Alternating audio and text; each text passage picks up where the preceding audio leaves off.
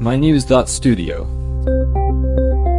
Imagine this. The vast high seas, which used to be almost like a Wild West, are now finally getting real international protection.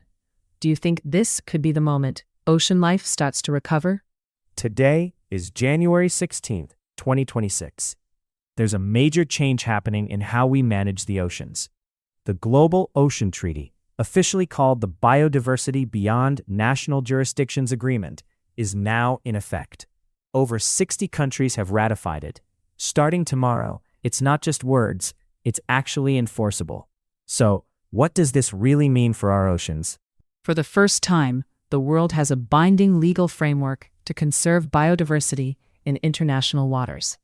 That's significant because up until now, less than 1% of those high seas had full protection. The areas outside national borders, most of the world's ocean, were open to overfishing, pollution, climate impacts, you name it. So, this treaty is about closing a huge loophole in ocean protection. But the high seas are notoriously hard to police, and only the countries that have ratified, 81 so far, are legally bound. What about the big nations that haven't signed, like the US, Russia, India, or the UK? That's really where the challenge comes in. The treaty says signatory countries need to create their own national laws that match its rules, covering activities like fishing, mining, and dumping. But for countries that haven't ratified, there's no direct legal obligation. Still, there's a chance diplomatic pressure and visible benefits like healthier fisheries could convince them to join eventually. Is there any way to make sure everyone follows the same rules, even if they haven't signed? Or are we just going to see a divided system? It's a mix. There will be regular meetings to track progress, and a lot depends on cooperation in specific sectors. The countries that have ratified can go ahead with establishing marine protected areas, MPAs, and sort of set examples. Sometimes that puts diplomatic pressure on those holding out. The Galapagos Marine Reserve is often pointed to as a success story. About those marine protected areas, how does the treaty decide when new ones go? What's the process for picking them? Any new MPA proposals need solid scientific evidence showing that protection is needed. There's also a legal review to make sure everything fits with international law.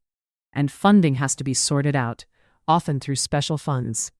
For example, Chile is preparing some of the first proposals with the aim of hitting that target, protecting 30% of the oceans by 2030. What about fairness?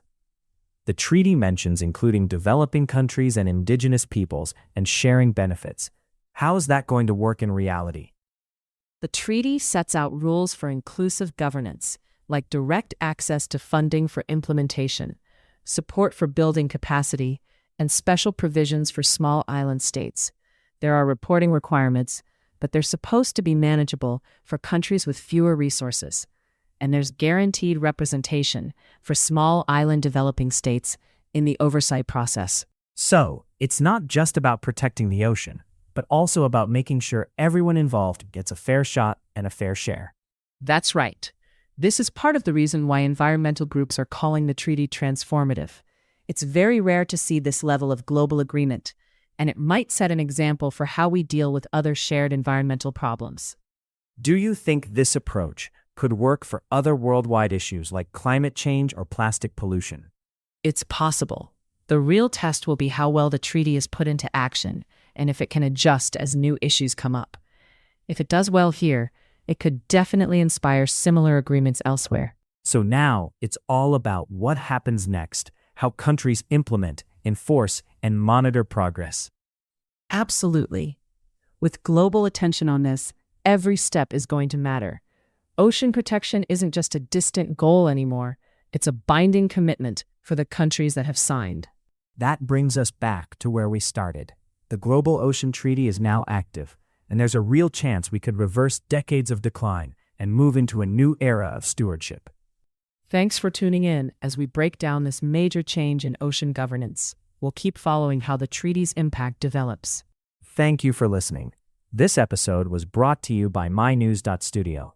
Try it out for free.